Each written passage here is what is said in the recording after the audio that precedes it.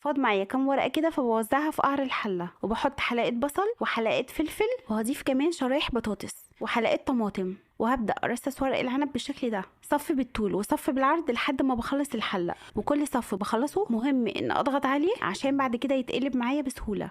وفي الاخر بغطيه من فوق برضو بورق عنب، ولازم تسيبوا مساحه من فوق عشان المحشي ما يبقاش مكتوم والتسويه كلها تبقى واحده. بالنسبه للمرقه، دول 3 كوبايات من الشوربه السخنه، هزود عليهم معلقتين كبار من زيت الزيتون، هنزود معلقتين كبار من دبس الرمان، وهزود كمان 3 معالق كبار من معجون الطماطم، وهضيف مكعب من المرقه ونص معلقه صغيره من السكر. مش هضيف ليمون دلوقتي عشان ورق العنب ما يشدش معانا، وهسقي بيهم المحشي. لما نلاقي الشوربه وقفت كده هنهز الحله عشان الشوربه تنزل للصفوف اللي تحت، وهضيف باقي المرقه لحد ما الشوربه تغطي اول صف، وبقص ورقه زبده على مقاس الحله وببلها ميه وبحطها على وش المحشي، وهجيب طبق يكون تقيل ومحمل ومسطح زي ده، وبكبس بيه الحله عشان لما يغلي الورق هيتنطط من مكانه وهيفك من بعضه.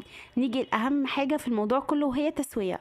في البدايه هنحط الحله على نار عاليه لمده تلت ساعه فقط، بعدين بنهدي النار زي الشمعه. من بعد ساعتين بيكون المحشي استوى، بس عشان يطلع دايب فانا سبته لمده 3 ساعات، وبعد ال3 ساعات مش بفتح عليه خالص، على الاقل بسيبه لمده ساعه، واول ما بفتح عليه هعصر عليه ليمونتين. شايفين الحله بعد تسويه 3 ساعات وتلت، ولا حاجه لزقت ولا حاجه اتحرقت،